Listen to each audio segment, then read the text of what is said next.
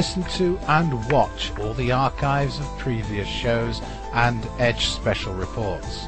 If you want to take part in Edge TV and you have a video presentation or an audio presentation we can put video to, just send it to us here at theedgeam.com. Over recent years, the emotive issue of chemtrails is slowly coming to the fore. This week, Edge correspondent Gina Romano interviews Bill Gallagher. Bill is from New Mexico. Bill served 4 years in the Air Force and was in the Air Force when he noticed chemtrails in the 1970s. Bill is writing a book entitled Devil Vision. This includes a pertinent history and the first ever discussion of active auroral behavior modification and surveillance technology. Bill is also an organized gang stalking victim, and during the interview he discusses how chemtrails are linked to mind control. The interview is over 1.5 hours long, so we'll go to a break halfway through and then continue. Here is Bill Gallagher and Gina Romano. Hi, this is Gina Romano, Edge correspondent. Today I'm here with Bill Gallagher. Bill is from New Mexico. He served 4 years in the Air Force, and he's also writing a book called Devil Vision, the book. And he's here to talk to us today about chemtrails. Bill? Hello, Gina. How are you today? I'm fine. How are you? And thank you for coming on the show. Oh, you're welcome. It's my pleasure. Yes, the first chemtrails I actually saw were in the 70s, the late 70s, over MacDill Air Force Base while I was in the Air Force. And I did question them because it was during cold weather. It was quite bright blue skies early in the morning. And then these huge white lines would go horizon to horizon. And I questioned that to my superiors on MacDill Air Force Base in Tampa. And they were not really aware of it. They did tell me that it was probably Cuban jets flying at ultra-high altitude, which was later on I found out was a quite erroneous explanation. But those were the first time I saw chemtrails. I don't remember seeing them really in profusion until after 9/11 during this administration. A lot of people are mixed up about what a chemtrail really is. They sometimes call them contrails. They sometimes call them lingering contrails. A contrail means condensation trail, which means water vapor that's actually crystallized into ice. Those will dissipate within 10 to 15 seconds. A chemtrail is a chemical particulate spray that is sprayed out of an aircraft. It is a powder that's run through what's called a deagglomerator. There's quite a number of patents for these devices. And because something that's powdered this finely will tend to become rock hard after a short period of time just by gravity, just by sitting. So they dump these things into these bags of this particulate into a deagglomerator as the plane is flying, or it's an automatic feed. And then this particulate is sprayed out in these broad, well, they start as very thin, but then they broaden quickly, white lines that will cover half the sky or even go horizon to horizon on occasion. These are sprayed to achieve many different energy effects. A lot of it has to do with environmental modification. A lot of it has to do with mind control. Along with the particulate, there's things like benzene and even ones I heard of formaldehyde. They're petroleum substances that are used along with the powders that are sprayed. Sometimes the powders are barium, sometimes they're aluminum oxide, sometimes they're pure metallic particles. But anyway, the reason I bring that part up is that there's different kinds of particulates and ingredients in the chemtrails, and they do different things. There's many different kinds of experimentation going on. A lot of it, if not all of it, is human experimentation, which was authorized through Emergency War Powers Acts back in Nixon's time and even before. Can I ask you a question? Because you mentioned all these different chemicals. You said the barium salts and aluminum, and I've read in the paperwork that you sent me that they're also dropping radioactive thorium. How does all that work in with mind control? Well, what we have is conditioning that's happening. I haven't heard of the radioactive, but I don't discount anything. I know that we have discovered, Clifford Carnicom at carnicom.com has discovered quite a number of biologicals, up to and including human cells and blood, in some of the particulate that's been sampled out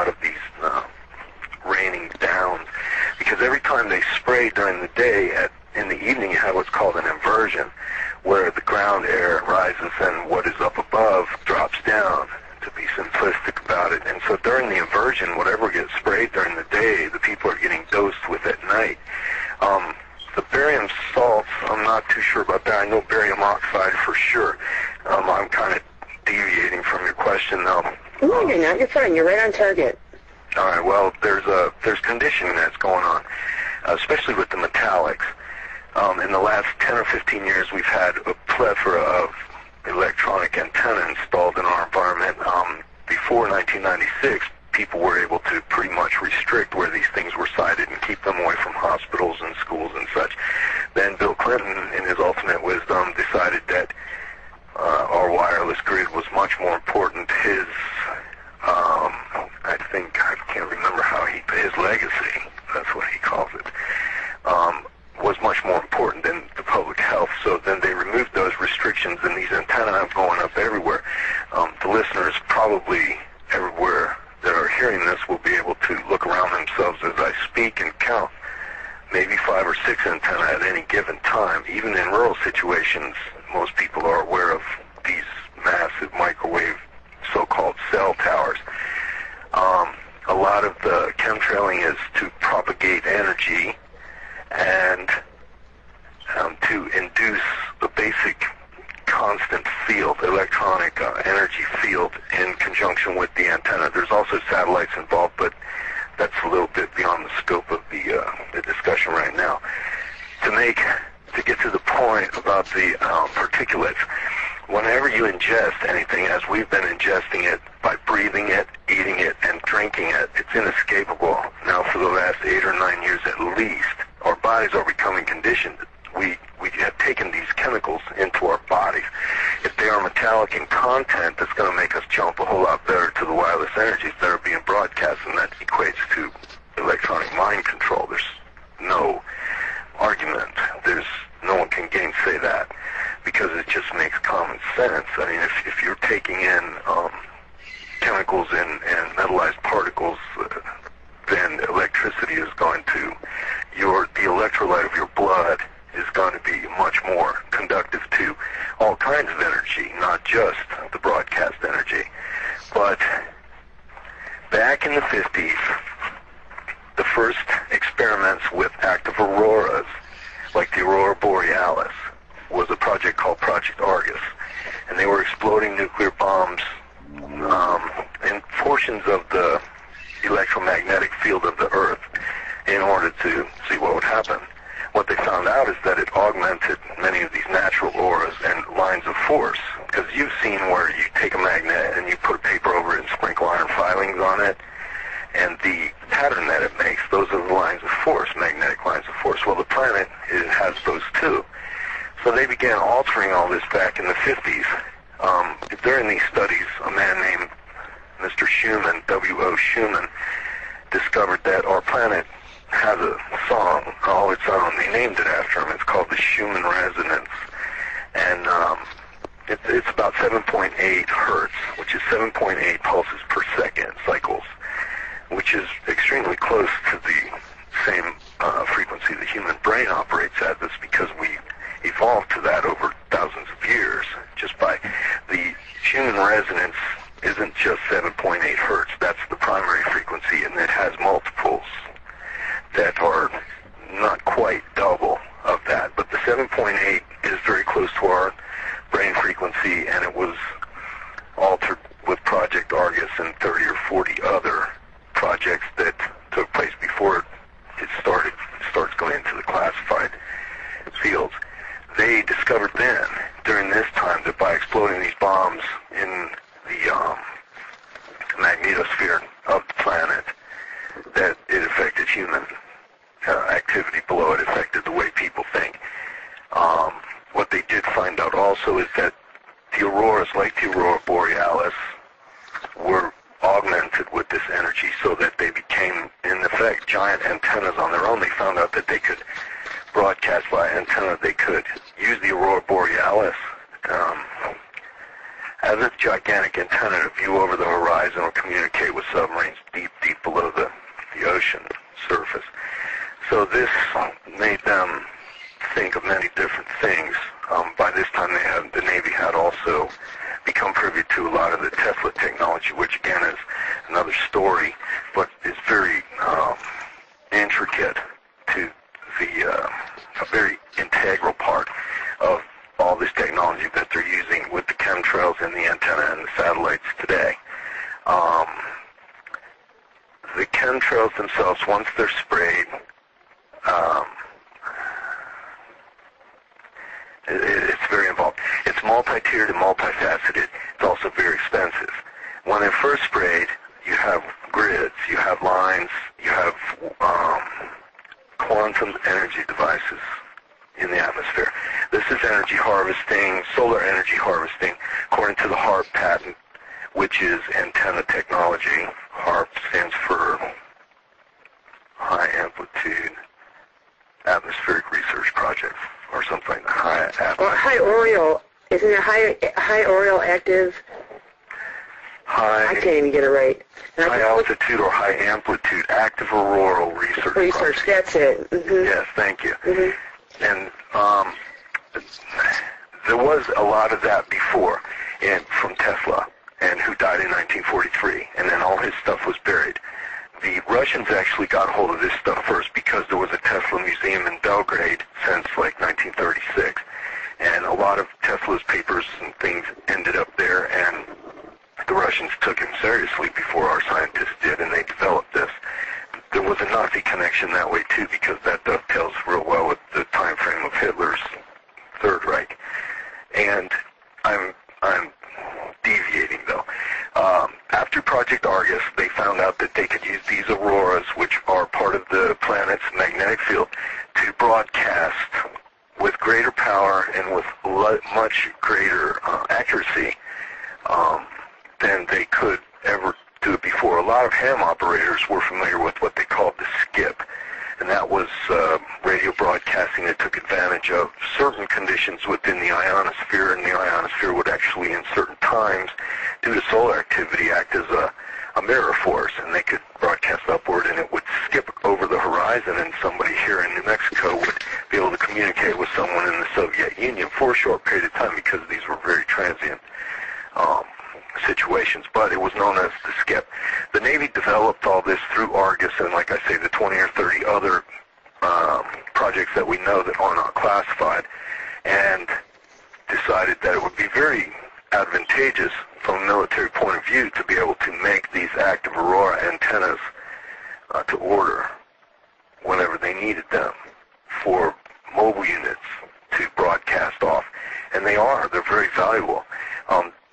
After I first saw my first chemtrails in the 70s, I got out of the service in 81, but I stayed abreast of certain other military's activities. I was privy to a satellite photo from the early 90s, right before Bill Clinton got in, during Gulf War I, and it shows chemtrailing going on over Saudi Arabia, and during Desert Storm, I believe it was. Was that the first war over there, do you know? I think it was Desert Storm. Yes, and that's indicative too. It was about 1990, I think, wasn't it? 1990, and, well, it was up through until Bill Clinton became president. And but actually it never stopped. The money was being pumped in there the whole time Clinton was in, and it was just not called a war. And then it became a war again when, after the 8 years of Bill Clinton, who had his own little war over there in Serbia, that's part of his legacy too. And then, of course, W has his legacy now, which is 8 years of war, taking off where his father left off. But I'm of the opinion, and I believe that anybody who really was able to follow it would see that there was a lull over there in between during the time of Bill Clinton, but a lot of the activities that were going on over there as far as testing a lot of technology, they just continued to go on. And the satellite photo that I have from 91 shows the same exact chemtrail forms, if not greater, a little greater, than what we see in our skies here daily. And they're grids, they're hooked grids, they're circles, they're round curves, and like I said, there's the shapes in the sky that make use of solar energy as soon as they're sprayed. Then and it depends on what's sprayed and in what layer of the atmosphere and at what time of day. You very rarely see any night spraying. That's part of one of the disinformation programs that they propagated, was about night spraying, but you very rarely see it. Very rarely. Why no night spraying? I'm sorry? Why no night spraying? Why don't they spray? Because they're losing the advantages they gain by spraying under the sun. And the sun is definitely an energy technology. And the sun acts. Wow, I don't know how deep we can get into this. Michelson-Morley effect is when you have lines, just straight lines sprayed, and then light reacting with those lines, you have certain attributes that exhibit perfectly and better than most people would be able to imagine the quantum multiverse versus what most people considered the universe. It's quantum physics, and that's been well hidden from a lot of people in the dumbing down. So anyway, the straight lines and the shapes in the sky are definitely either quantum experiments, quantum energy harvesting, novel solar harvesting of energy in experimental ore. The HAARP patent itself says that a straight plume of particulates sprayed in the sky can focus vast amounts of sunlight on small selected areas of the Earth with a high degree of accuracy, and, not to be forgotten, can simulate in many ways nuclear explosions without having to detonate a nuclear device. Okay, so what you have is when you have these straight lines in the sky, you have lots and lots and lots of solar energy being focused on the planet at specific areas. A lot of it's called ground heating. And it doesn't matter if people are there or not. Even if it's good if people are there, then you can see how they jump, and that's the way they are. They like to see people jump. But also, as far as NMOD is concerned, if you heat the ground, you have an updraft. And then when you have an updraft, you have the wind rushing in from the side. So it's actually an air-moving engine as well.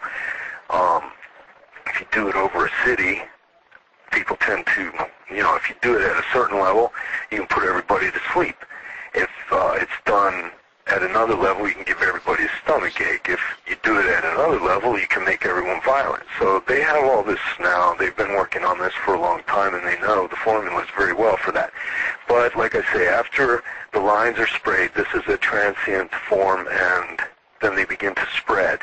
As they spread, they become very thin, and the particulate becomes a real thin cloud that a lot of times you can see like little rainbows inside of it, or little, what they call sun dogs. That's actually evidence of the petroleum that was sprayed along with the particulates.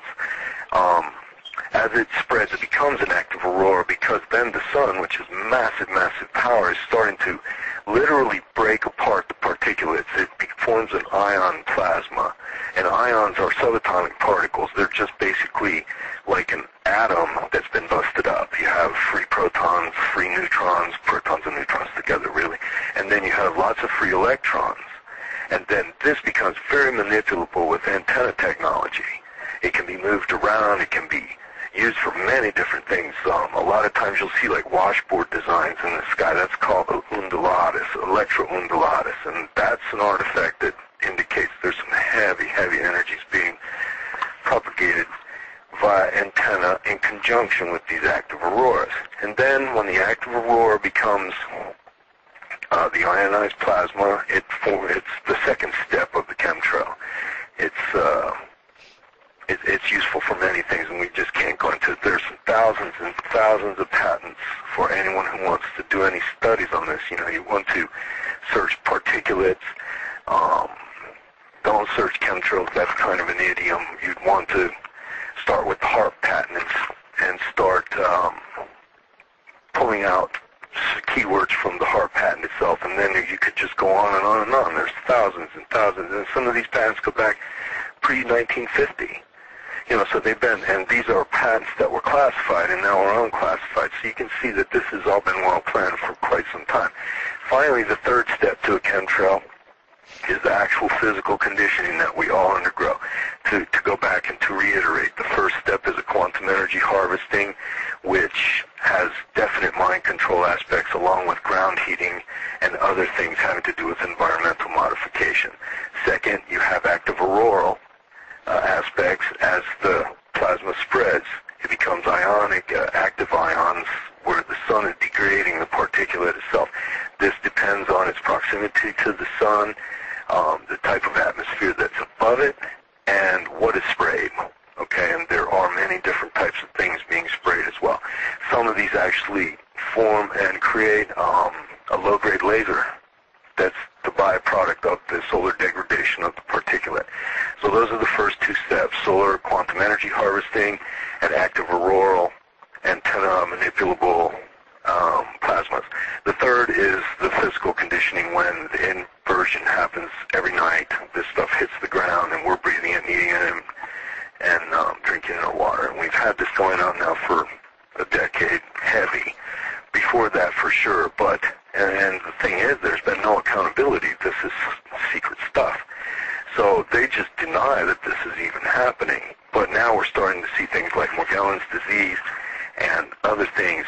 You asked me to bring up bioaccumulations, and so this is the point where that comes in. Every night's inversion, this stuff comes down.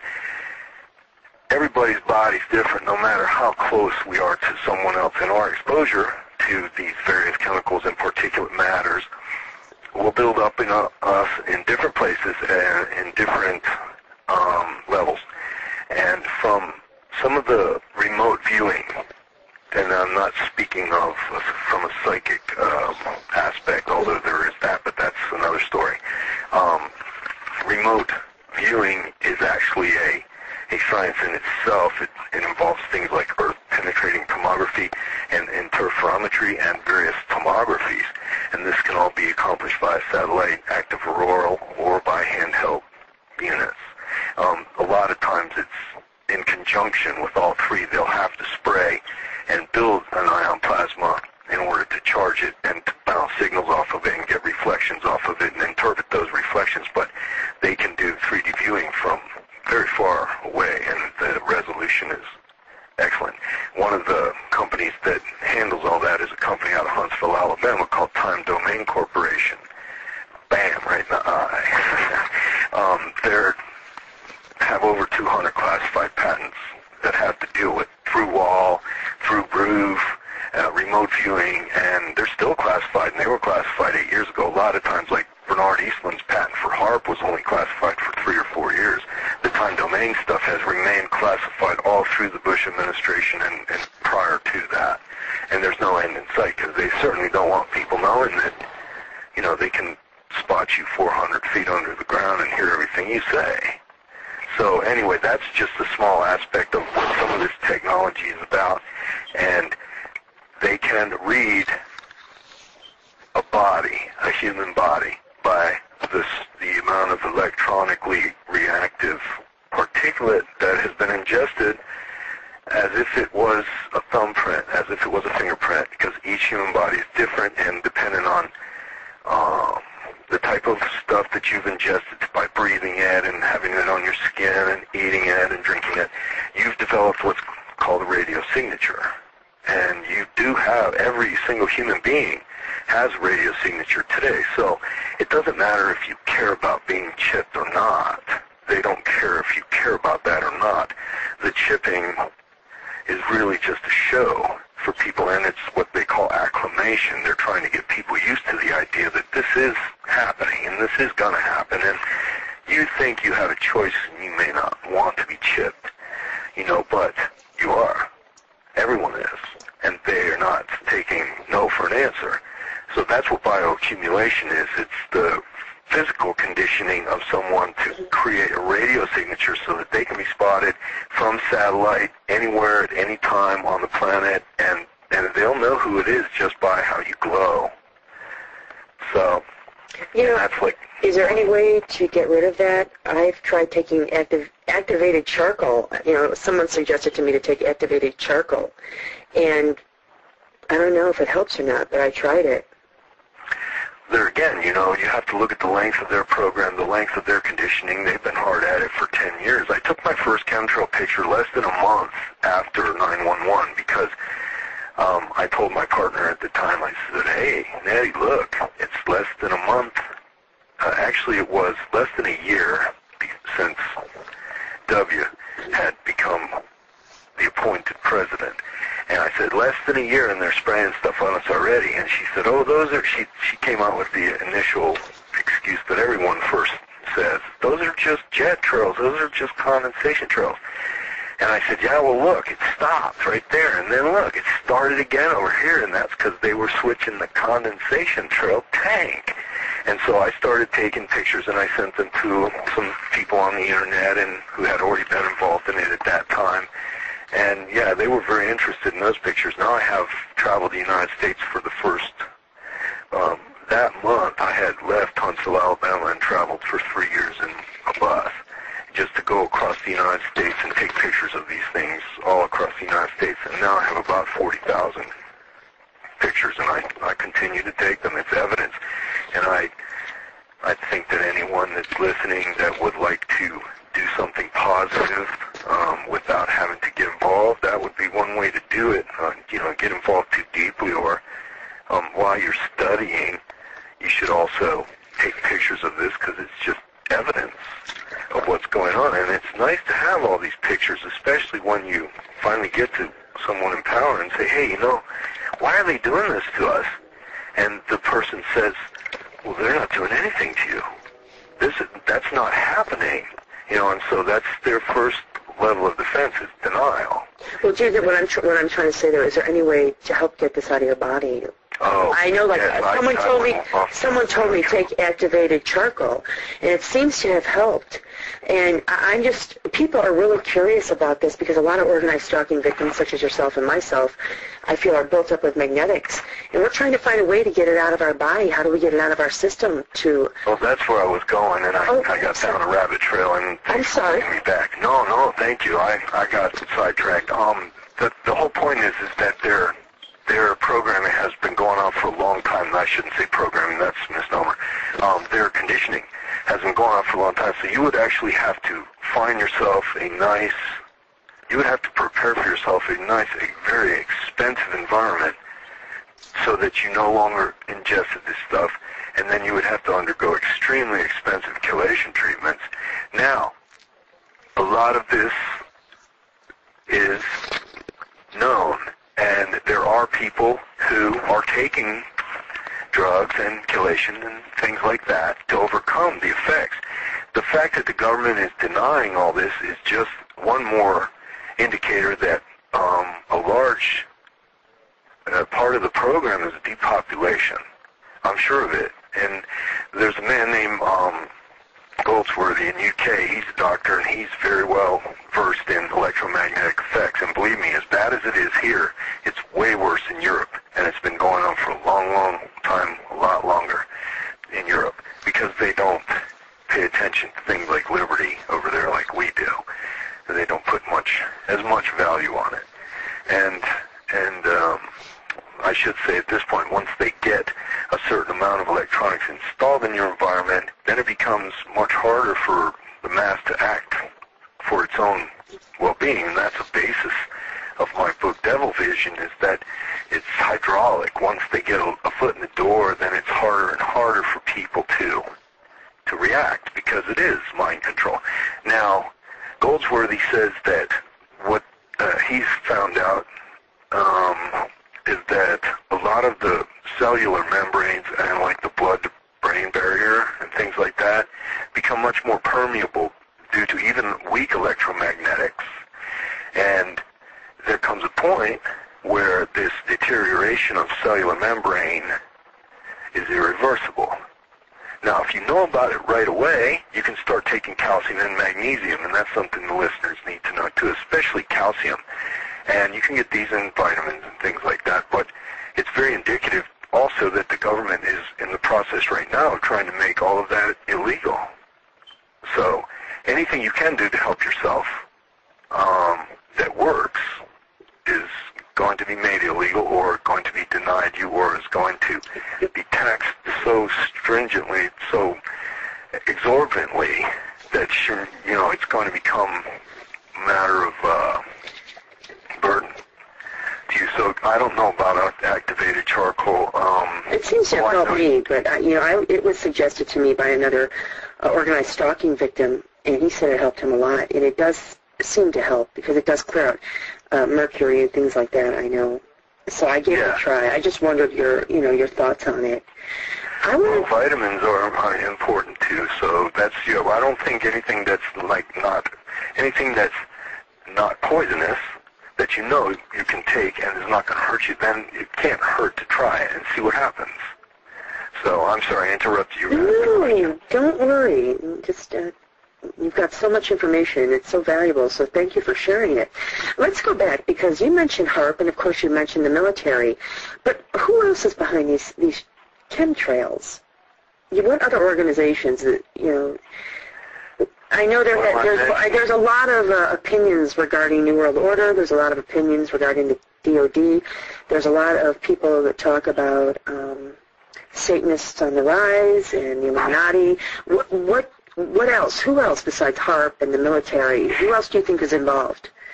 Okay, well, to clarify, HAARP is definitely a Navy program, so they're tied together. And as far as the Navy is concerned, their public, they spout experimental. They say it's all experimental and nothing is being done that could harm the public. And we know this is not a fact, but the Navy still, it's their story and they're sticking to it.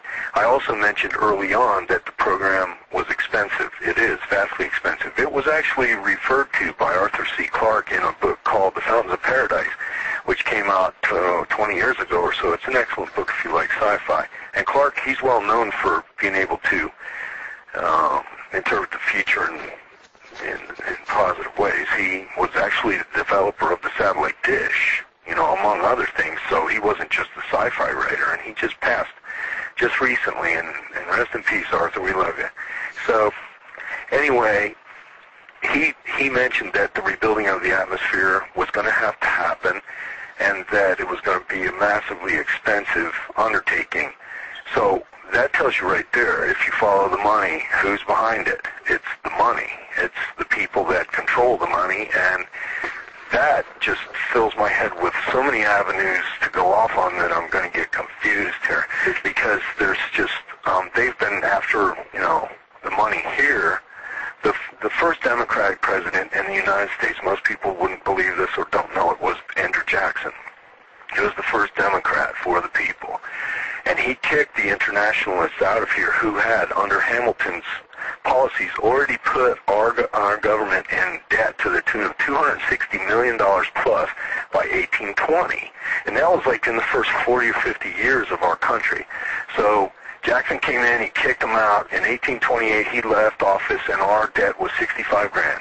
Well, they didn't like that at all, and they came back, and it took them less than 2 or 2.5 decades to machinate the Civil War, which they said was about slavery, but was actually about states' rights and really was about conglomerating the power of the federal government. And those same people that machinated the most horrible war in our history, the only one really, but a very horrible war, and they made buku bucks too. They came back in, and by 1913 they were able to begin the Federal Reserve. And once the Federal Reserve gained control of our currency, then came the income tax, which was to be rescinded after World War I because it was supposedly a wartime emergency act, but it never was rescinded, just like none of the emergency war power acts are never rescinded. And that's how they began eating away at the Constitution. First, the currency fell. Then the next was the judiciary. Then, when that was all gone, it was written on paper so that people like Lord Thompson owned the rights to the copyrights of our written laws, and other groups overseas, the European royalty. Then they were able to start whittling away at the freedom of the people. And so these people have been busy for well over a century, taking America from within, and this is the cleanup operation. And soon it appears that just a whole lot of the problem is just going to go away. because people are going to just, I do believe that a lot of it is depopulation happening so slowly that people cannot glom it, you know. I know. Well, depopulation is a lot with the New World Order. Mm-hmm. You know. It sure is. Yeah. I'm saying all this because the people, the money people, the people behind the currencies, you know, now they're trying to make the Amero, and that's going to tie in with the Euro. Mm-hmm. And they're going to do away, and so they're trying to make one world currency, and it's not based on precious metals, and it's not based on, it's based on what they say it's based on. It's based on the confidence that the people have in it, and the people have begun to lose confidence in that way of doing things, at least here in America. So next comes the programming, the druggings, because even though these are quantum energy experiments and environmental modification experiments and could be very beneficial if they weren't being run by madmen, the overall bottom line is how is it affecting the man on the street, you know, the person in the shop, the lady riding the horse, or the guy out in the cow pasture, you know, how are they being affected by all this? And they're having a hard time thinking. They're having a real hard time getting by, and what they can't think about, the only thing that the way they can think is, how am I going to get enough money to pay my bills this month, you know? And so it is definitely a covert attack that's now just starting to show its form, because it's very close to culmination. And only a few people are awake enough to even be able to see all this. You mentioned that you're taking measures to protect yourself, and that's what I suggest everyone does. You know, get inside a grounded metal enclosure, even if you have to put up metal siding and metal roofing. That's happening a lot out here in the West, because a lot of people are waking up out here to what's been going on. It's kind of hard to miss. And the people that, I wanted to also say, the people that are behind it are also behind the tyranny, the dictatorship, and as I mentioned before, to you, that none of that can take place without secrecy. And the police state, the much vaunted term, the police state. And I don't live in a city, but I see plenty of cops, and I'm sure that people in the city see a lot more than I do. And it is the #1 industry in America today, and the prison guards union is the most powerful union in America. So that should tell everyone there something. And a lot of the people that are behind the chemtrailing are the people that are behind the taxing, and they are the ones who are controlling the currency, and they control the military and the law enforcement. And law enforcement, to all the listeners out there, I want you to stop and think about what does law enforcement do, and what have they done for you lately. And what law enforcement basically is the New World Order's tax enforcement. And it's just going to get a lot worse. Now, I was on YouTube a couple weeks ago trying to see some videos. I have a real hard time because of my connection. I actually passed it on and somebody wrote me a report on it. But there's 10 cities in California now, and they're starting to pop up everywhere because people are being displaced out of their homes, just like in the last Depression. In the last Depression, like John Steinbeck wrote about, I believe, in The Grapes of Wrath, people were actually able to band together and find food because of the ability of the earth to grow food. A lot of this chemtrailing is environmental modification. Barium oxide, one of the main constituents of the particulates being sprayed, is a drought maker. It's a desiccant. And they've been spraying it hard and heavy for 8 to 10 years. So they're taking control of food and water. So now when they pull a depression, which it is a totally controlled event, because people have gained so much confidence in the currency, they think nothing will ever happen, and then they forget to look around themselves and realize that they don't know history. They don't know that this has occurred before. So this time, it's going to be impossible for the people to feed themselves, and what we're going to see is a reenactment of what happened in Africa in the last 20 years. And the pictures and the reports that I know about from Africa, where the chemtrailing started in the very beginning, 20 years ago, there was no one to watch out for it. It was mass depopulation. It was used in conjunction with biotech. Then the starvation started, And within 30 days, like 70% of the people were dead. And that's how they do it. It's cheap, it's fast, and the people are so weakened by the time the starvation sets in, they can't act. So I've been spouting this line for quite some time. I've been writing a lot. My book, Devil Vision, actually it's called Devil Vision, The World's New Wireless Grid. And it highlights a lot of this, and it's all the facts are backed up. You know, as many the publishers that I have to submit this to, they won't accept anything that's not backed up twice or thrice at least.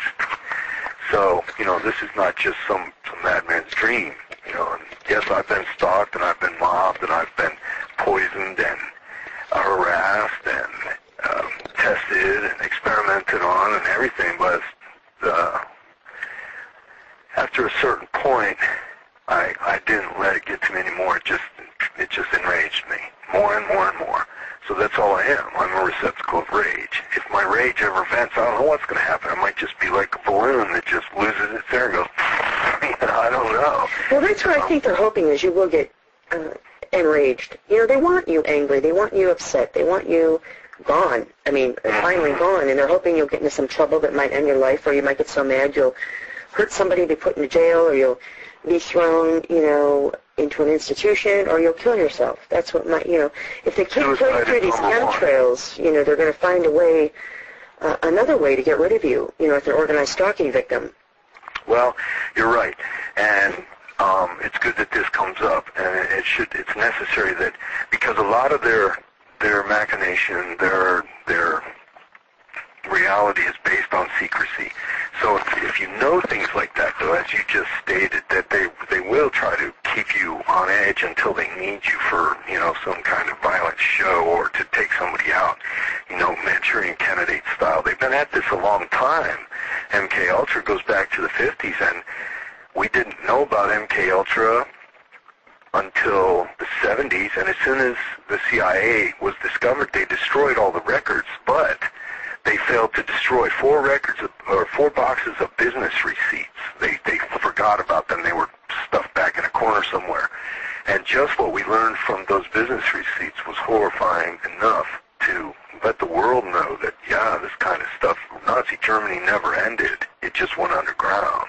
Well, that's what a lot of people say. Now we're going towards another Nazi Germany. Right. Oh, yeah, it's the Fourth Reich. This is the new Reich. And as far as mind control programming goes, before electronics, before the technology was here for electronics, this kind of mind control programming has been around for centuries. A lot of hardcore, religion is a bad word to use, disciplines or indoctrinations, a lot of, and secret societies, a lot of this was basically mind control programming. One of the most effective types of mind control programming is initiated with trauma, where a personality disorder is actually created through trauma, and then repeated trauma, and then after the subject is so devastated? Yeah, devolved, hurt, just confused. Disassociation. Right, then you have multiple facets of their personality begin to manifest. It takes advantage of the normal human trait that is called repression, where you just push back the unpleasant things. You know, like when I was in the military, I excelled, and I'll tell you what, I hated it. I'm not one for taking orders, but I did it, and I did it well, because I tried to do everything well. And I was never so happy as when I got there, and I have recommendations still to this day, as thick as a telephone book, you know, letters written that I was a super troop and all that. But I hated it, you know. And so now, though, it's, I don't want to say how many years later, but it's a lot of years later. And actually, I did say it because I said I got out in 81, so it's, you know, 20-something years later, almost 30 years later. And I only remember the good stuff, the fun I had. And that's normal. That's what most people will definitely, over the long term, well, anyway, it happens on the short term. And so this repression, that's a natural human trait, is used after trauma with reward to get a subject to act in a certain manner, to avoid further trauma, to gain reward, and to repress the trauma that's already occurred. The technical term for it is marionette programming. It's a Nazi thing. And it goes back well before electronics. But when the electronics came into this, then a whole new spectrum of capability took place, became accessible.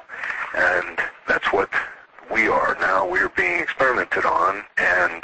But it's not working. I mean, they're not going to get a result from me. I mean, what do they hope the end result is? Because I'm not giving in, and neither is any other organized target that I've met. You're not giving in, obviously, or you'd be left alone.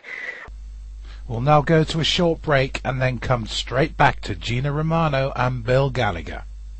Hello, everybody. This is Daniel Ott, host of the Edge radio broadcast. You know what's making this show such a success is people like you, our loyal listeners. Tell a friend about the show. Call or email your local radio stations and tell them about the show. Let your local radio stations know that The Edge is a free broadcast with some of the most important interviews of our time. Micro-broadcasters to giant radio stations can all broadcast The Edge for free. Tell them to upgrade their program lineup and get The Edge on the air in your area. I'm Daniel Ott, discovering the truth together on The Edge radio broadcast.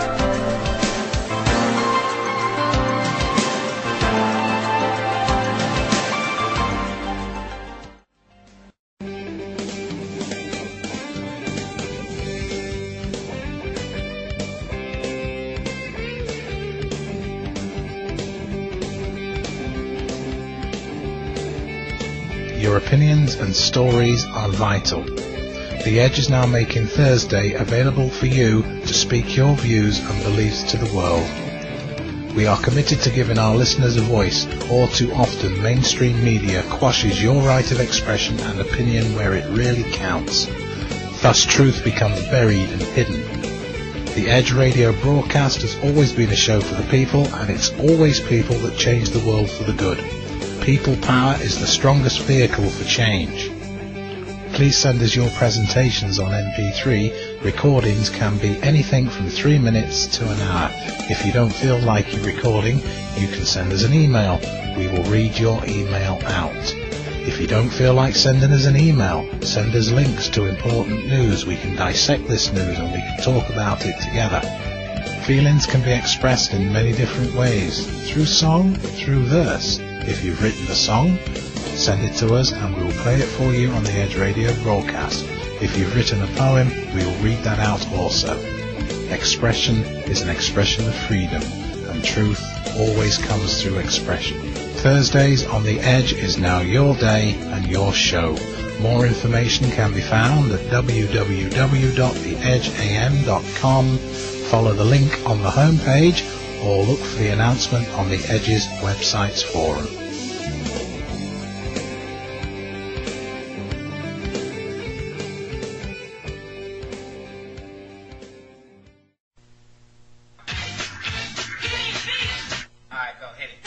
You're listening to the Edge Radio program, a show so hot, your radio might catch on fire.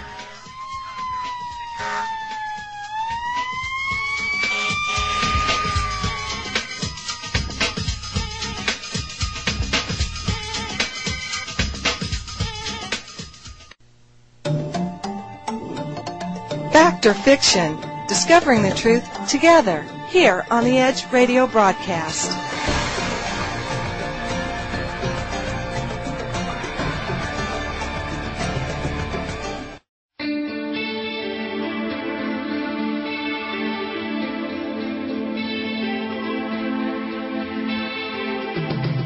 Do you think you can make a difference in a world where there is so much injustice? Does this injustice upset you? Does it make you feel powerless, overwhelmed? I mean, what can one person do? Take action from the comfort of your chair. Make a difference with the new Edge Action area of the Edge AM's website. Make sure you make a difference by going to theedgeam.com/Edge Action. That's theedgeam.com/Edge Action. You can make a difference.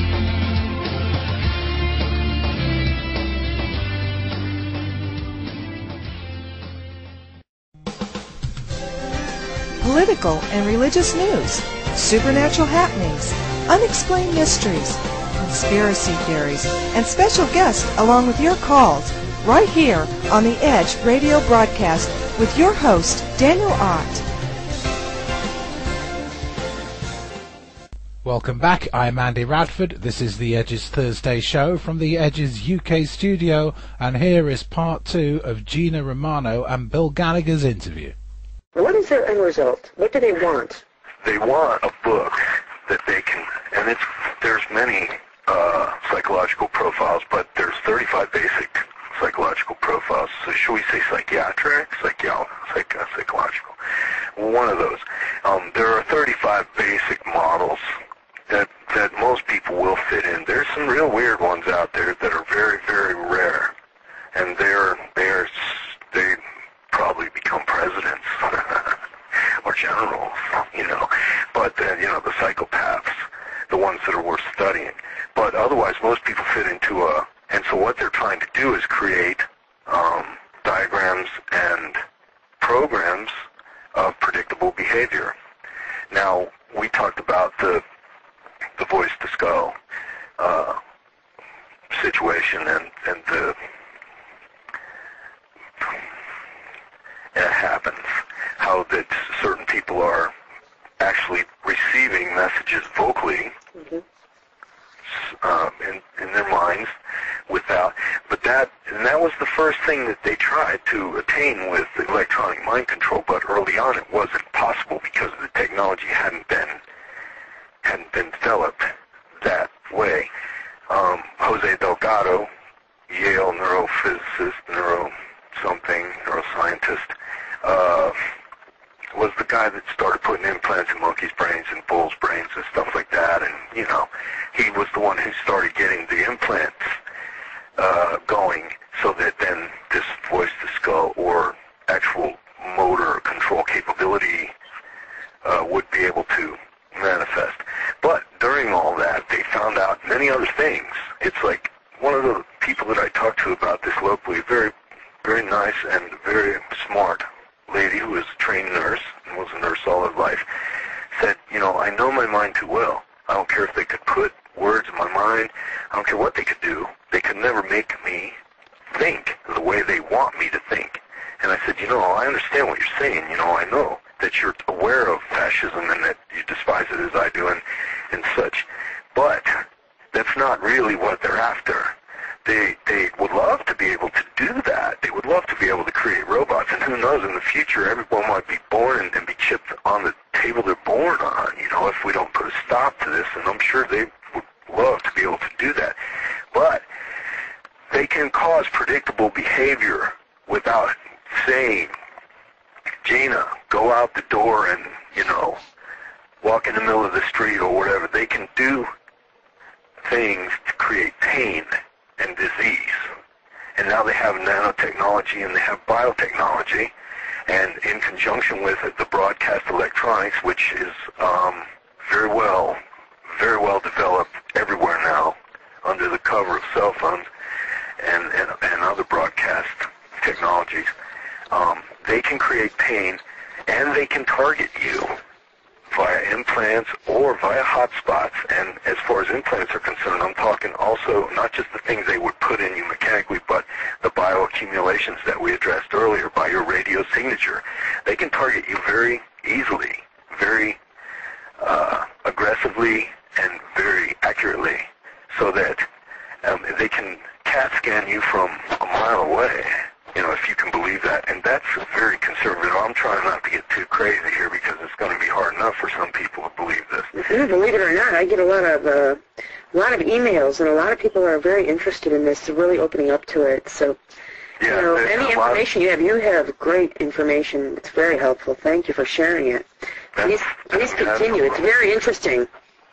Well, they can target you very well. One of the main places they like to target you is the head, and that was where the dental implants come in partially. Also, they can vocally, they can hear everything you say if it's that type of an implant. Those are very easy to put in fillings, and they can even hear, so vocalize vocalizations, which most people don't understand, but before you say something, a lot of times you'll sub-vocalize it, or when you're just thinking, you'll sub-vocalize things, and that's why a lot of people believe that these are telepathy machines and things like that.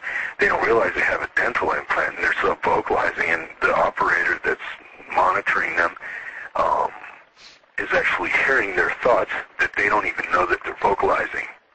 So it's all just part of a reflexive larynx and things like that. But they know all of this. They've spent billions and billions of dollars. I spent 3 or 4 years in Huntsville, Alabama, and that's where a lot of the paperclip scientists went. They were ostensibly rocket scientists, but come to find out when you study their names and you study what they actually did over there, not a lot of them were rocket scientists. A lot of them were studying mind control techniques that were being perpetrated in the prison camps. Now, they picked Huntsville, Alabama to propagate from, because it's kind of like the buckle of the Bible Belt there, and they've considered fundamental Christianity. I don't mean, regular Christianity, the people who study the Bible and things like that and apply it to daily life and the wisdom that's involved in all that now, or the study of Joshua's life and all that. I don't mean, your regular run. I mean the real hardcore fundamentalists that make use of, just like Hitler, make use of the show, okay, for lack of a better term. They get up and pound the podium, and they get the people all riled up, so the next thing you know, they're speaking in tongues and wiggling around on the floor, and so those kind of people are very susceptible to being programmed, just because that's their nature, and they exhibit that nature quite well. So Huntsville, Alabama, the buckle of the Bible Belt, you can see where it's seeped out of there as mind control throughout all of fundamental Christianity and in America. It's because the German paperclip scientists that were brought in here illegally perceived correctly that fundamental Christianity was a ready-made platform of mind control. Okay, and then you see this in other aspects of religion too, not just Christianity. Wherever it can get in and get a foothold, it does it. It's charismatic leadership. Somebody that, and we've at least in this present administration not been subjected to that. This is the only thing maybe that's saving us, that and the net, because he has about as much charisma as a cockroach. Okay, in my opinion, of course.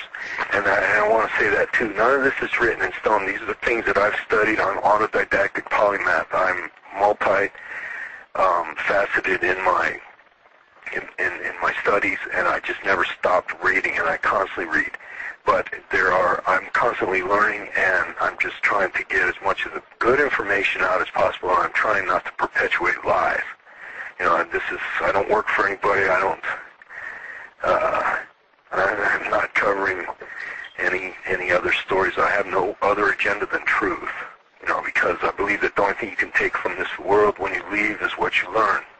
And if you're taking lies, then you'll go to the father of lies. If you take the truth, well, it's got to be better. I agree. It's got to be better than that. I agree. Can I ask you a question? I'm going to ask you another question. I interviewed a man the other day by the name of James, and he's an organized stalking victim as well, and he's really brilliant, just like you. He interviewed on Project Bluebeam and the false rapture, and after the interview he mentioned to me that the chemtrails tie in with Project Bluebeam. Do you know anything about that? Well, that's a very pertinent question, because once again, the chemtrailing, as far as I can see, and from my studies, indicates that it is definitely an energy technology. Now I'm going to go off here a little bit and mention something else. If I go away from Bluebeam, bring me back. I will. This is very important. A lot of people don't understand that right before Enron went belly up, they had what were called weather. They were selling weather derivatives. They had weather contracts. Okay, this meant that if they could go out and spray a cover, and they were doing this, a company on Boca Raton, Florida called Dynomat, they even were talking about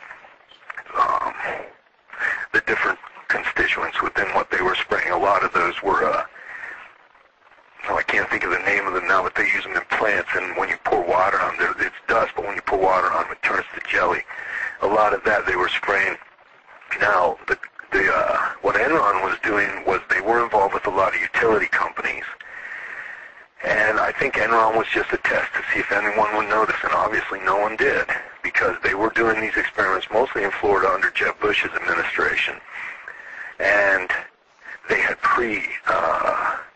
prepared the people prior to that by spraying for a medfly infestation, which was totally non-existent. So they started with the medfly spraying, nobody squawked. Few people did. Then they started with Dynomat, and they didn't even mention what that was all about, and that's where the chemtrailing in Florida started, but I didn't start taking pictures of it then. Enron was selling these weather derivatives to their stockholders as a profit-making deal.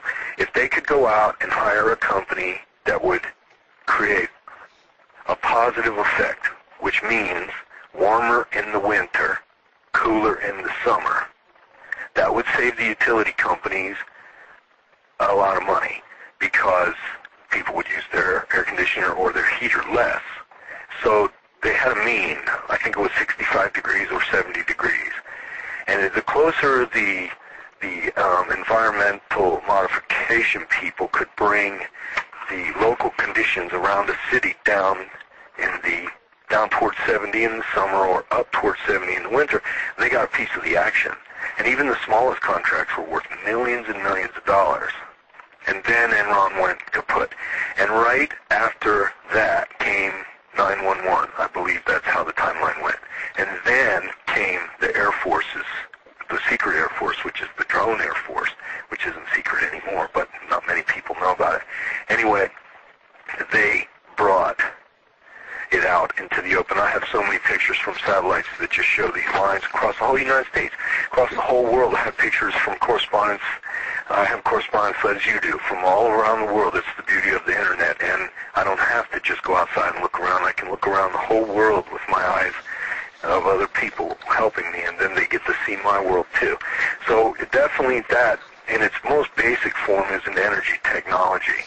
Well, a lot of people, Clifford Honeycomb has taken pictures of straight lines that haven't even begun to spread yet, and they have these serpentine forms running through them, and you can tell that that's a waveform, man.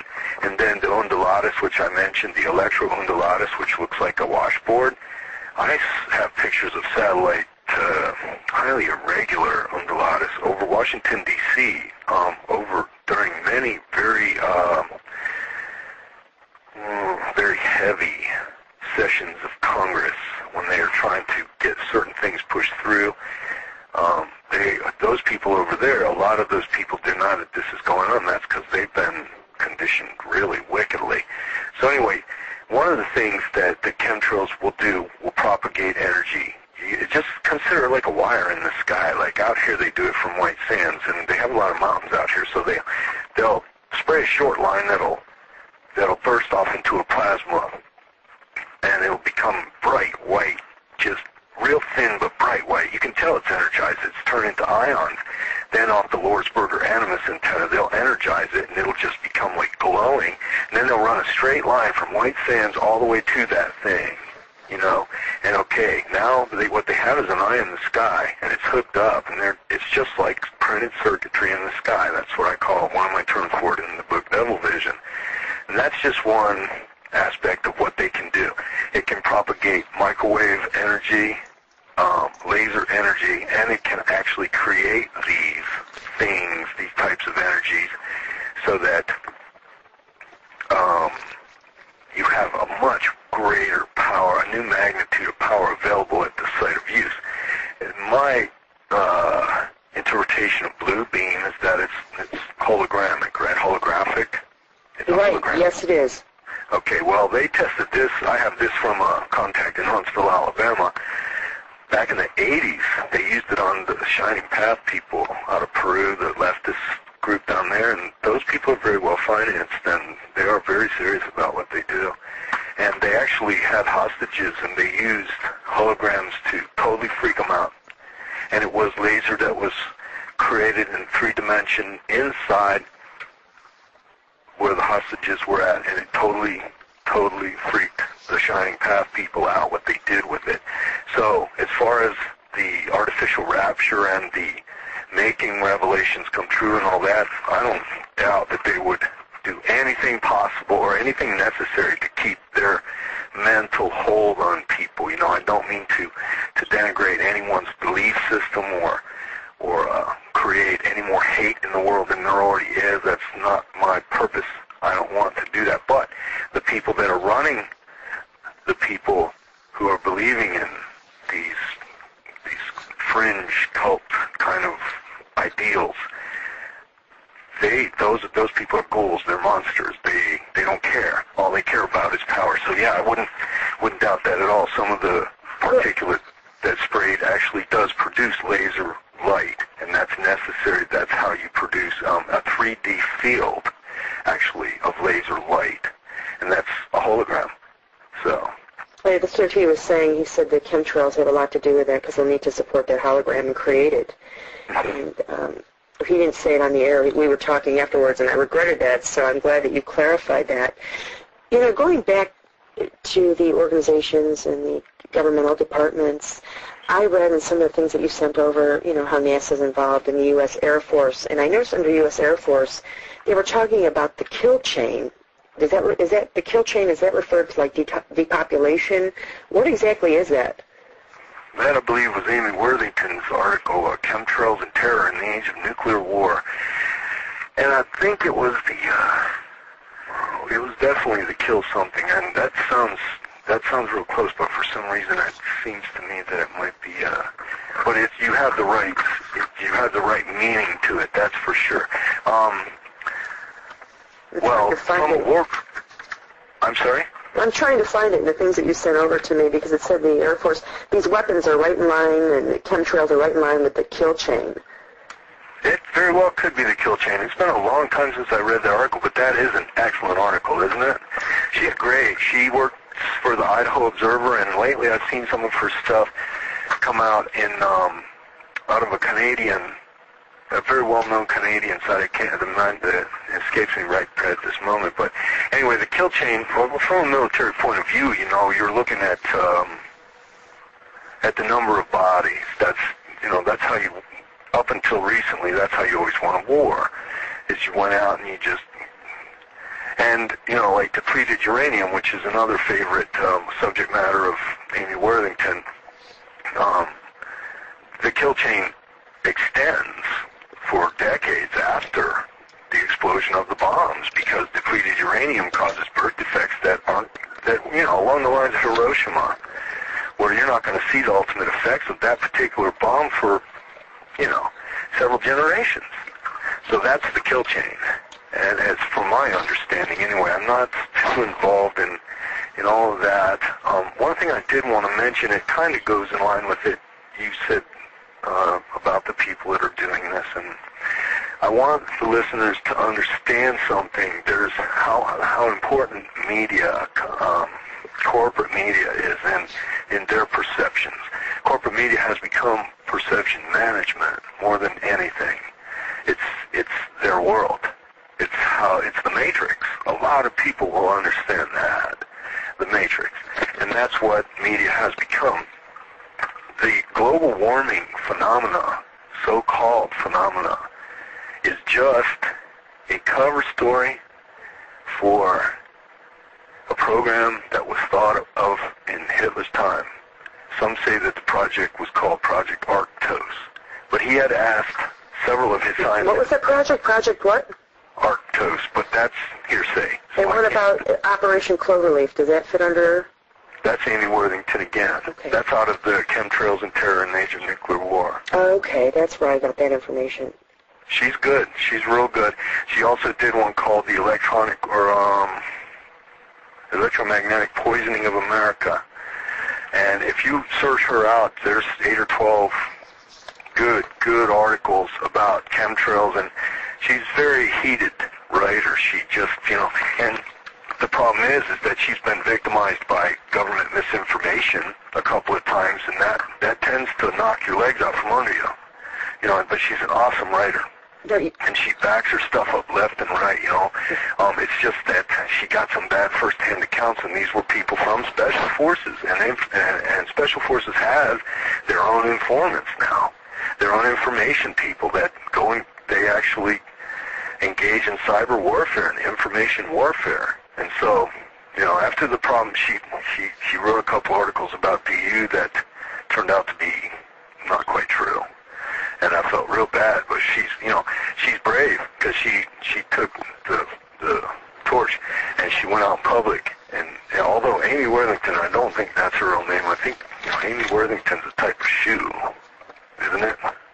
Type of shoe. Yeah, not that I'm aware of. Maybe it is. I'm going to look it up tomorrow. Oh, it is. It definitely is. It's the Amy Worthington. So as soon as I saw that, I said, okay, this is somebody that's really cool and smart that's coming out, and they're just trying to, out of prudence. But she published a lot early with the Idaho Observer, and they've been victimized by misinformation recently too. But they have good intentions, and most of their stuff is pretty good.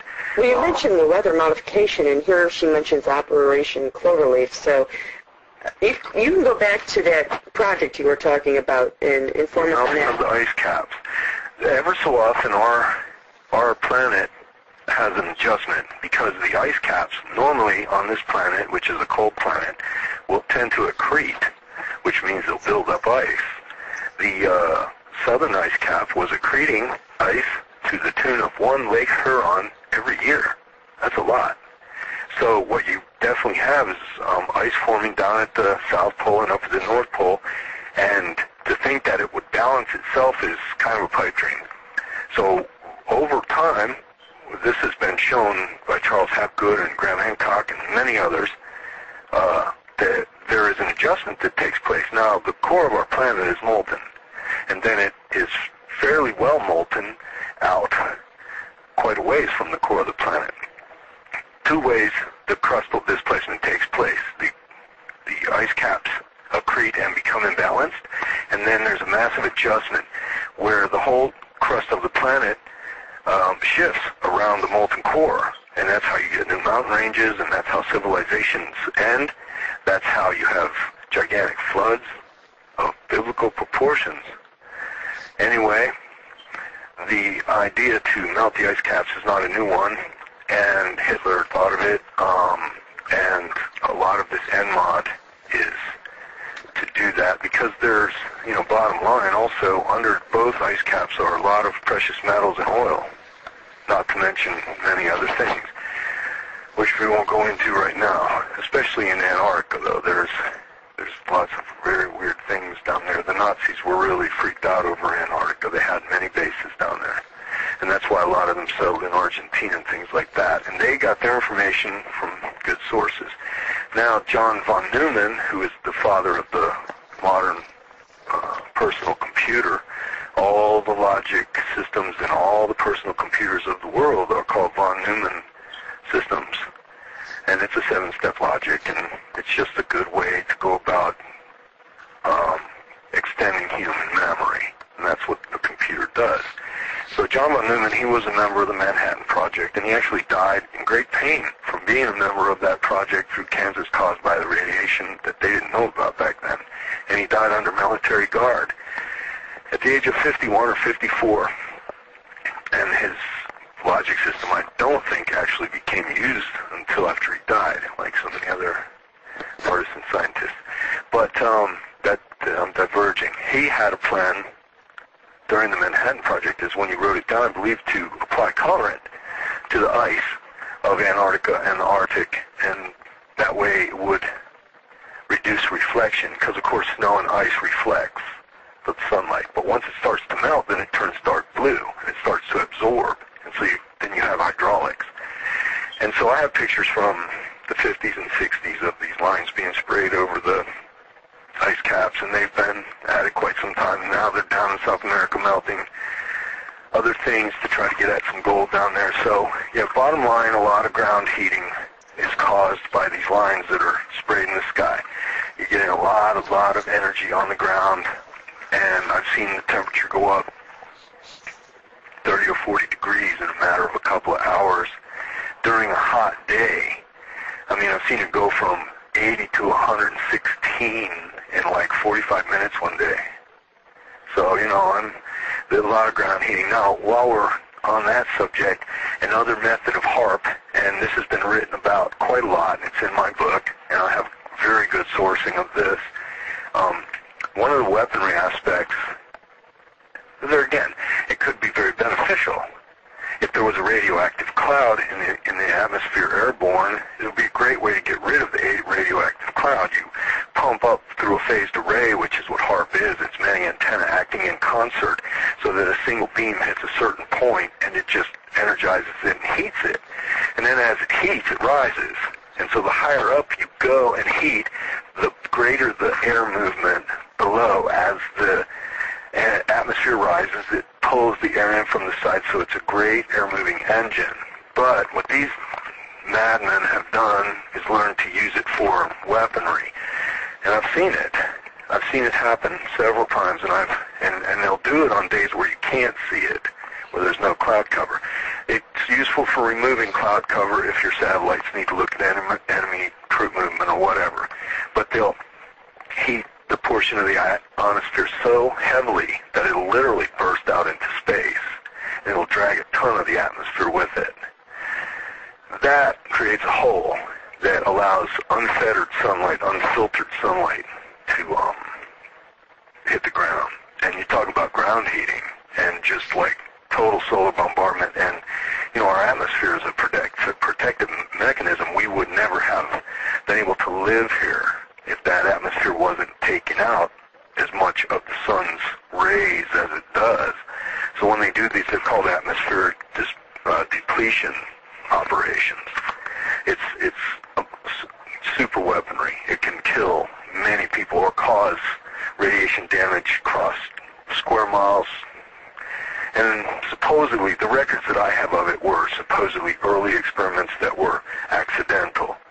But I've seen operations since then, and they definitely were not accidental. So atmospheric depletion is another aspect of HAARP that they've tested and fine-tuned, and that's used to melt the ice caps as well. I don't know how well informed you are about the state of the ice in the north and in Greenland, but it's pretty well gone. Well, I know. Isn't it damaging the ecosystem there, the polar bears and... yeah, they're dead. Yeah, yes. They're all dead.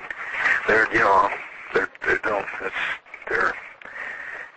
it's just the way it is. Well, it's a tragedy. It's unfortunate. But weather manipulation and these things are occurring, like you said, because control factors and, how do we put it? In devastation. Yeah, I think that there is some kind of a weird cult or religion in place now that I don't think it's related to Christianity, except I don't think it really is. A lot of the people say they're Christians that are a part of this cult, but their God is chaos, their God is conflict. God is Satan. Perhaps, but then again, Satan is actually a label from a certain religion, so that's like putting a very... Well, evil. Right, okay, that's much more general, much less narrow. Satan is, it's like Lucifer. A lot of people equate Lucifer with Satan, but Lucifer has nothing to do with Satan.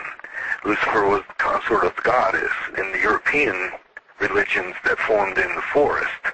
Satan comes from religions that were evolved from desert areas, and that's just to exhibit the primary basic difference between those mindsets. And I don't, personally, I consider it all a bunch of superstitious nonsense, but that's me.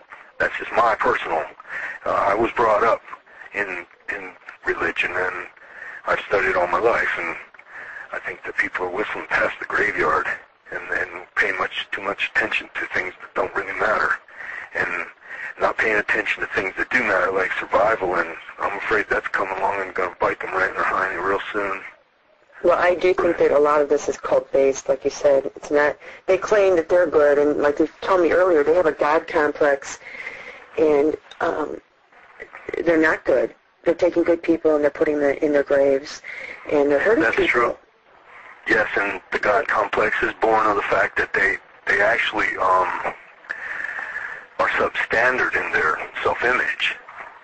if they're not wealthy and being driven around in chauffeured limousines and eating what they consider to be the best food and being fawned upon by sycophants and stuff like that, then life isn't real to them.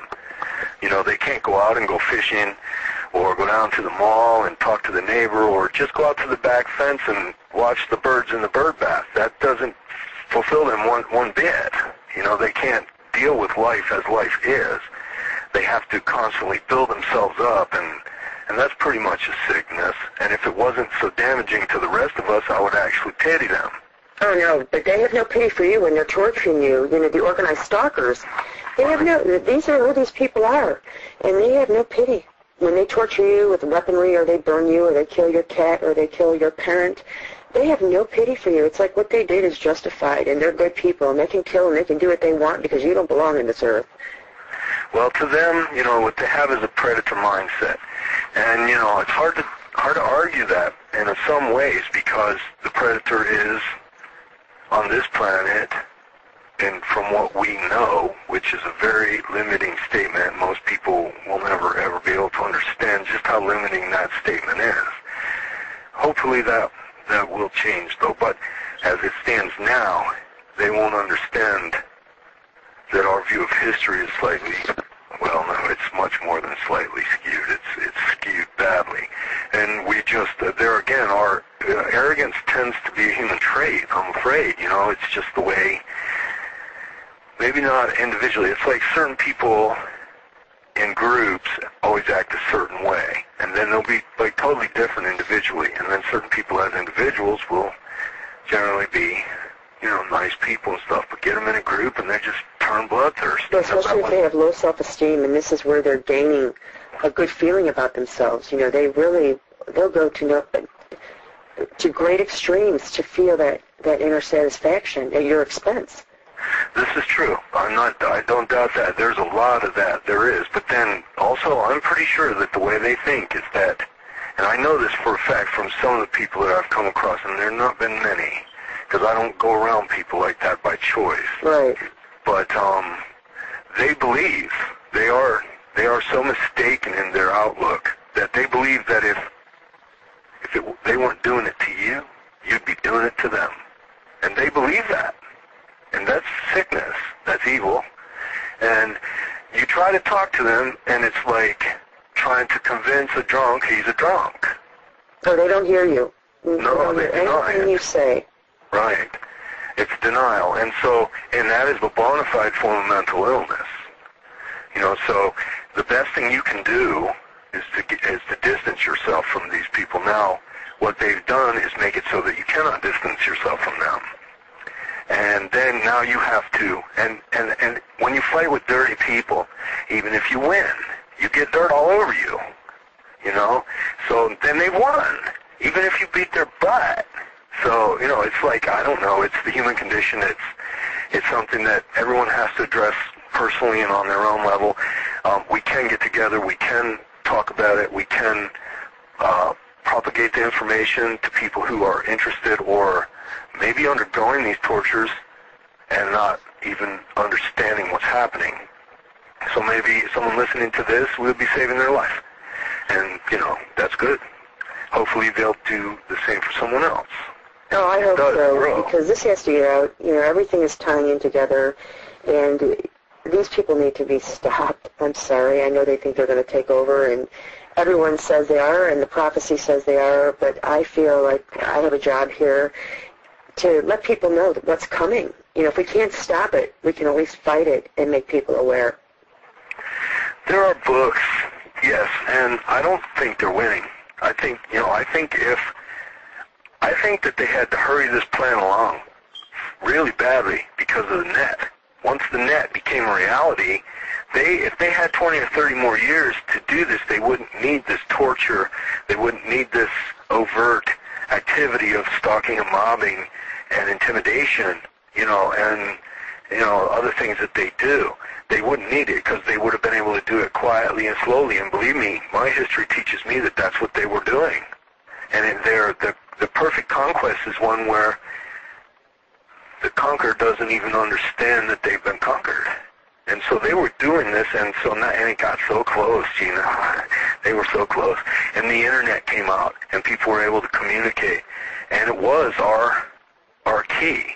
You know, now, I always like Apple computers, and I don't dislike Bill Gates, but some of the things he did I found distasteful. And a buddy of mine who was a locksmith was talking about computers one day, and he said he was going to get a PC, a Microsoft. And I said, hey, man, you know, you need to think different. You need to get an Apple. And he said, well, what's the difference, you know? And I said, Apple gave us the keys to the stars, and then it got stomped on.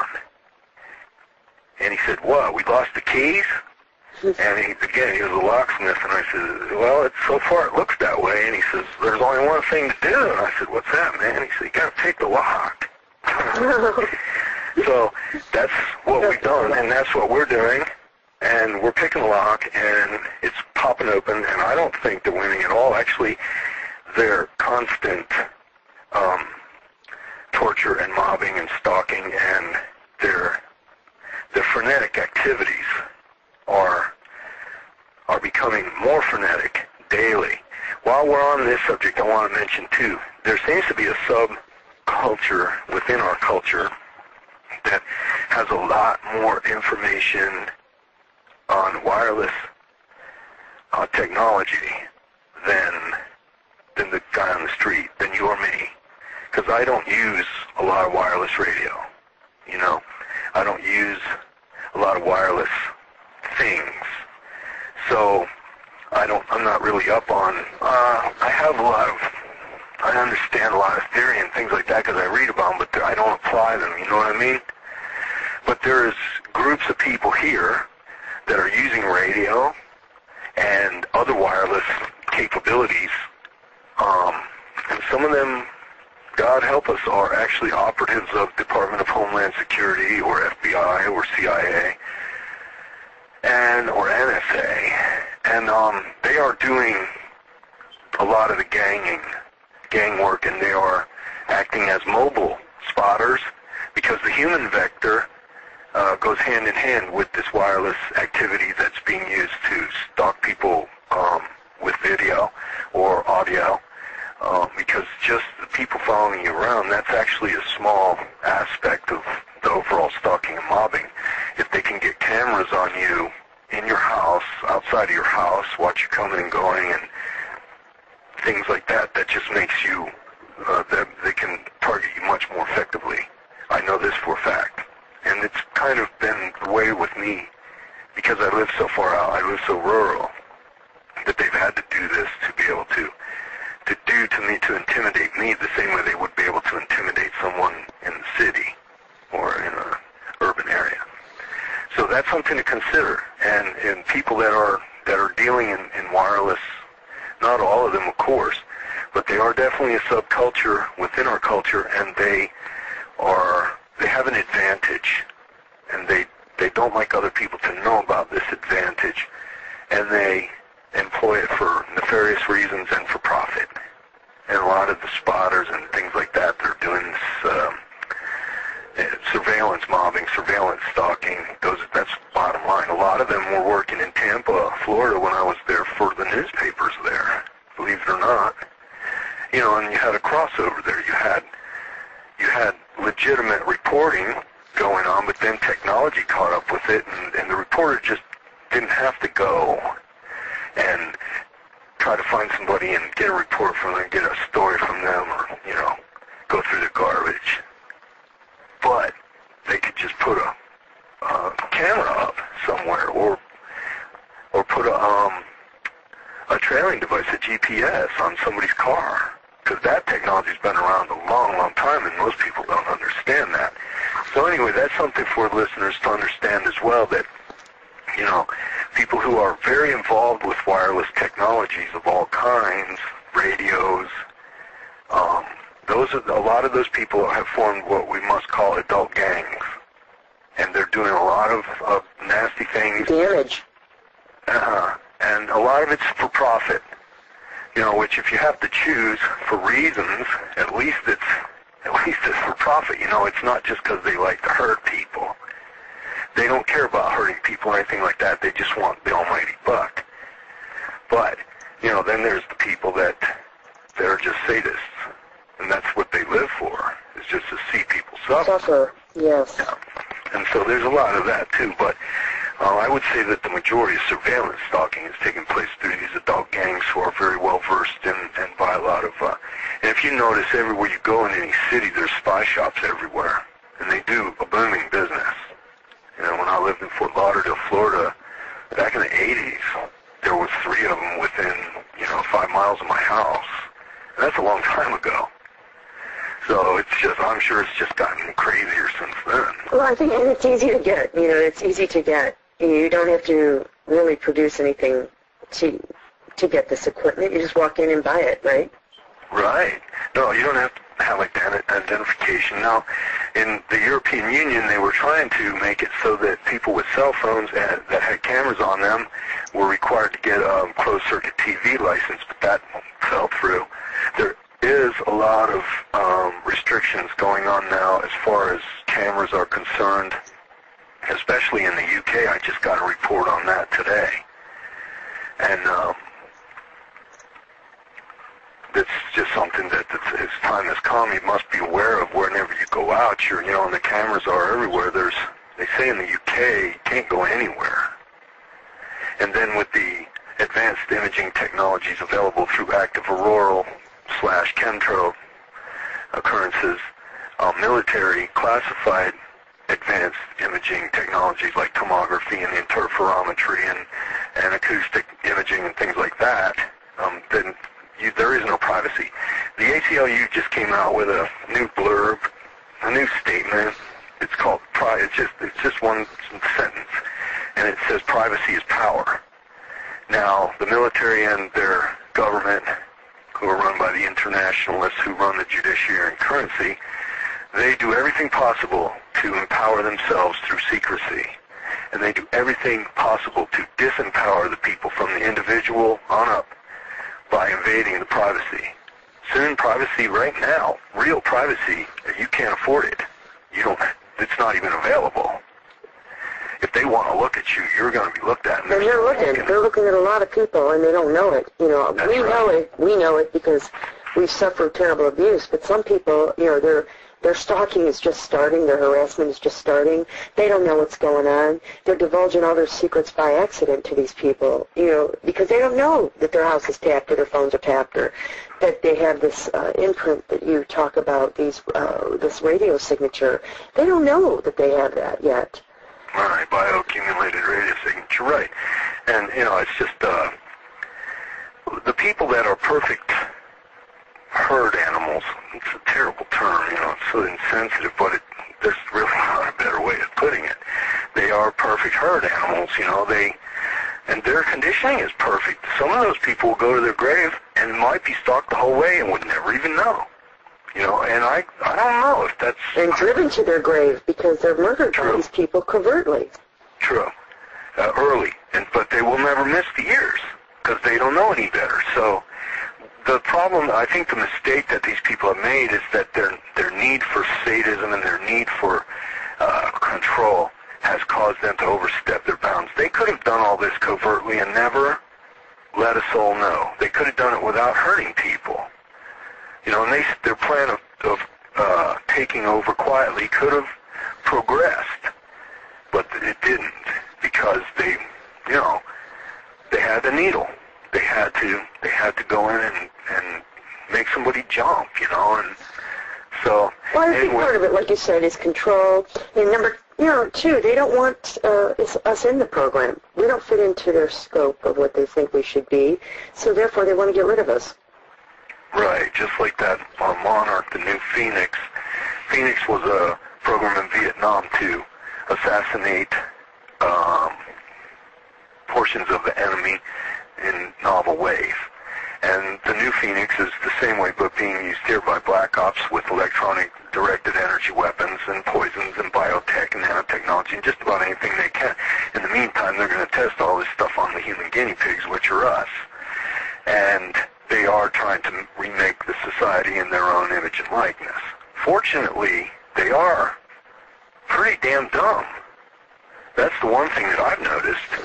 Now, back in the 80s, I was reading a magazine called High Times. It's about marijuana, and just came across it somewhere. I don't know how I got it, but I was reading in there just letter to the editor, and I was looking at some of the things that were written by these guys in the 80s who had said, hey man, you know, we're on strike, we pulled out, we can't do much, but we can deny them our talent. And I thought, wow, and at the time I was working for Federal Express, and after I read that, you know what, it was less than a year I quit Federal Express. And then it was just a matter of a few years where I went out on my own. And at all costs, I've starved bad. You know, they make it rough on you. They don't like you to do that. Especially because I was a super troop in the Air Force and worked in the airline industry and then ended up at Federal Express, which is a perfect, you know, kind of job for most people and things like that.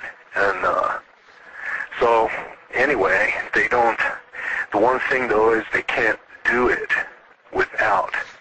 They need innovators, they need free thinkers, they need, a lot of the surveillance is to feed off inventors. That's in my book too. And I mean, there's a ton of proof for that. Because they cannot think for themselves. They're only good at stealing.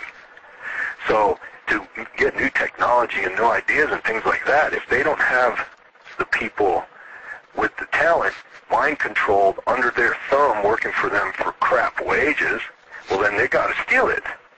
And they have no compunction about stealing. They're glad to do it.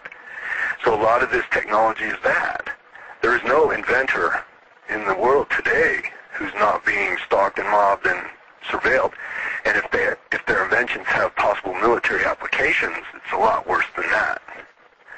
So, you know, that's just one other aspect of it all. Well, I have interviewed a man who was an inventor, and he's the one who spoke about Project Bluebeam, and he has been stalked horribly. Mm-hmm. You know, he had 2 children killed in the womb, even. But his attitude is not, you know, I'm not going to give in. I'm going to get out there and give people information. They're not, you know, they've driven me down, but I'm not. I'm far from over, as they say. So I think you're absolutely right about that. Well, I had to take the same tack. I did on the internet what has become somewhat of a method, and I'm very happy to see it, and I'm flattered, because I had an invention that has to do with light and lasers and destructive creation of bolts of energy that happen in, I don't know. You can see it at autodidactics.com. That's AUTODIDACTICS.com. And from that domain name, you can see that I made that up long before I understood what the net was all about. But I made a public disclosure of an invention of mine because it was getting so hot around me, and I had kept this close to my breast and I had my office broken into in Tampa, Florida, and only thing that I could notice was disturbed were the notes on that particular project, so I quit making notes and I kept it to myself, and I developed it mentally over a period of time when I had slowly but surely gotten the materials together to do the first experiments, and then things got real hot. And so I just wrote it all down and put it up on the net, and I said a public disclosure, you know, to defeat the military-industrial complex and to rearm the world, because it's a weapons technology. It's I noticed something called triboluminescence and the piezoelectric effect, and if you take 2 pieces of, say, cubic zirconia or synthetic corundum and jam them together, you get destructively, you get like a bullet of light, but it's high energy. So that's up on the net, and a lot of people have followed that because, you know, that's one way of at least protecting yourself. And the idea, if it's made public, you know, they can make your life miserable because now you just, you took something away from them, but they don't want to kill the goose that's might lay another golden egg, and they'll just try to put more surveillance on you in the future. Now a lot of people are starting to make the inventions and write books about it, and they might copyright the book, or they might just publish the book and sell the book. And so not only is it out in public, but the inventor actually gets some monetary return from his idea by selling the book, if it's good enough, on his inventions. And then somebody can't come along and patent it and restrict him from using his own invention, which happens a lot more than most people know. So my father had that happen. You know, the corporate people have lots of money, and sometimes when you turn your invention over to a patent attorney, bad things happen. Not all of them, but sometimes. So I'm going through my notes here to see if we've missed anything important. Well, you know, Bill, that's good because we are out of time. And you are so brilliant and so informative. You know, I want to thank you.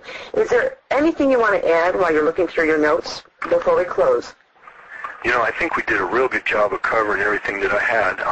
Look for the book Devil Vision, the world's new wireless grid. I can't mention the publisher right now because I don't know if they're going to publish it, but it is on the net in some places as far as advertising goes, and if the first publisher doesn't take it, it'll go out to a couple more, but I want it out and being read before the elections in November. So it will definitely be out by then, and all I can say to any of the listeners is get the HARP patent, search the keywords, start looking up in the sky. Please do it for yourself and do it for your kids. Do you have any websites that you can give us besides the ones you already gave us? Well, there's Autodidactics. That's my publishing website. My personal art website is luxaffair.com. That's LuxeFaire.com. That means Lightbringer. All right, Bill. Well, thank you very much. It's been a pleasure. Thank you, Gina. You're welcome. Have a good night. You do the same.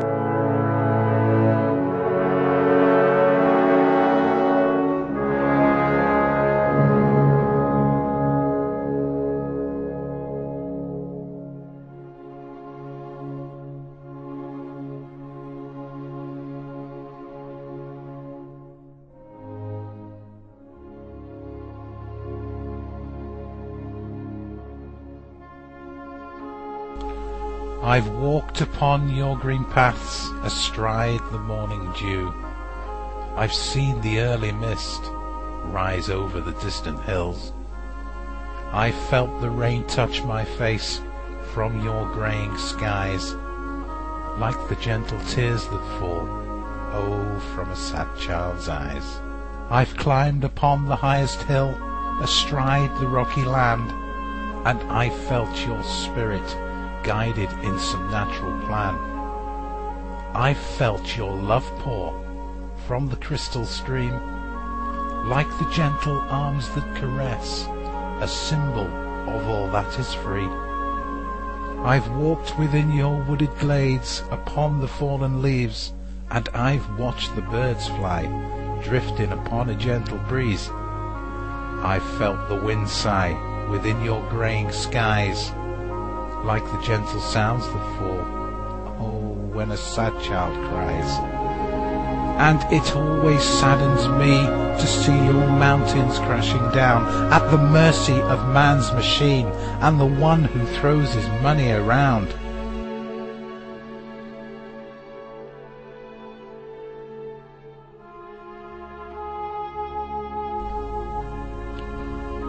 Please come and see what I see. Come and walk alone through the pine-scented forests and walkways and the mountains I call home. Come and know what I know, and then you might understand the soft calling of the river, the gentle touch of the land. Come and feel what I feel. Do not be detached from this world. Deceit has become an icon, and anger a spoken word. Come and feel it in the wild wood, then I'm sure you'll understand. A simple whisper of a calling that flows through nature's land.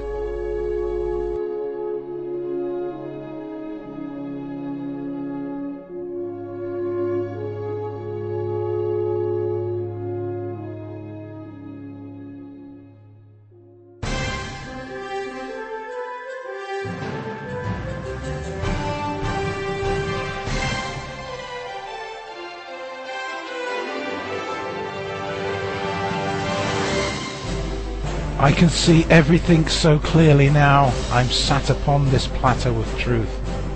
It's as like I'm a hawk on high, for I'm standing where others have stood. A cloak of lies rises like a mist from confusion's veil, where everything I've done in the past has led me to this trail. I can see a curse upon the earth. They have veiled it in our dreams. It's like an angel of death running through our souls. It creeps around unseen, and the innocent child falls to the ground like grass against the wind, hidden from view in shadow's light. They are never seen again.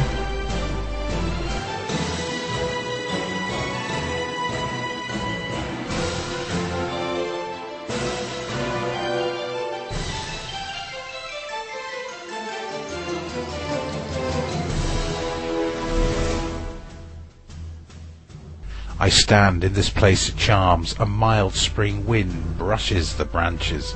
Bark and wood surrender their rigidity as willow, birch and hazel rock to and fro. The river rushes in a mild, unceasing roar, almost as if singing the wind's song, and high upon a thermal soars a lord of birds, a master of air, a craftsman of the sky. There are eagles here. Peace, unadulterated serenity. Yet beyond the paradise there grows a foreboding. It creeps, it permeates the space between all things. It is unseen but felt. Heavy is the burden of the wild when it will soon fall to the conflict of man. Encroaching this oasis of nature is a grey mist, becoming darker with every passing second. Soon we will be plunged into war. Not just this wild abode. No abode will remain unscathed. This is what I have seen. I am truly sorry. Search for and find your spiritual kin. Hold them to your heart. Show them the meaning of your true love. Tell them fear is the idiom of evil. Love and trust is the honor of friends. Soon love and hate will be all there is. What do you choose?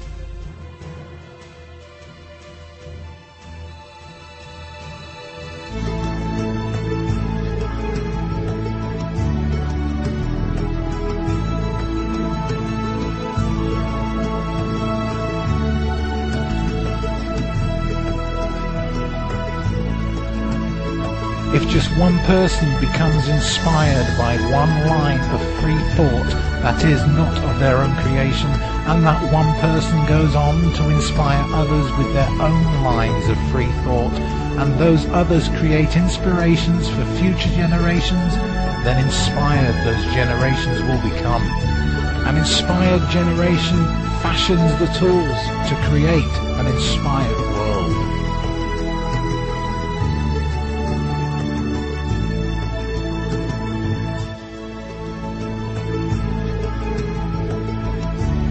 When you look upon the sadness in this world and despair at the enormity of what lies before, a hopelessness befalls you, a solution a closed door. Yet just one inspired thought, aimed at another, can open a path for future sister and brother.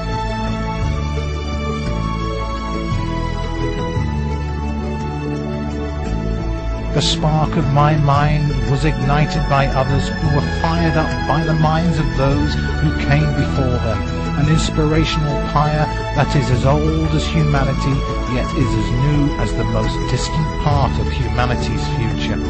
It is an inspirational wildfire that ignites each heart and mind it touches, with each mind stoking the inspirational flame, a common ground of cooperation, unseen, unnoticed, yet as powerful as the fire within our sun. You and I can add the fuel to keep the flame alight for generations to come.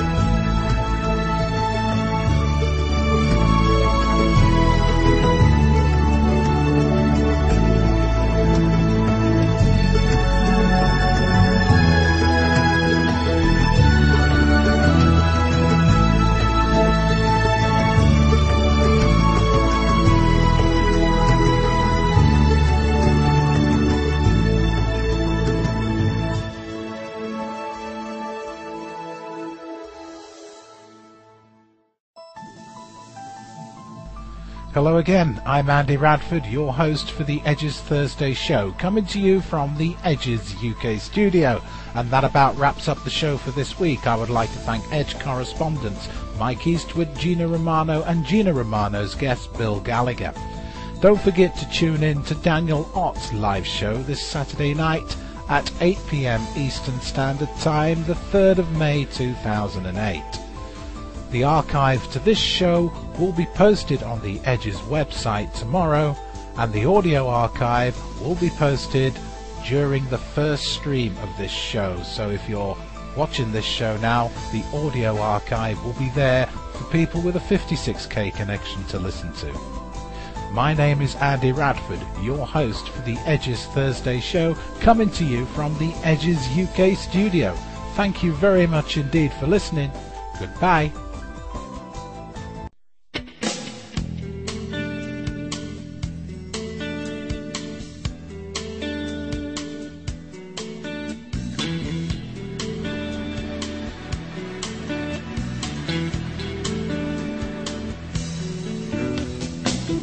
Have been listening to The Edge. To subscribe to The Edge newsletter, log on to theedgeam.com.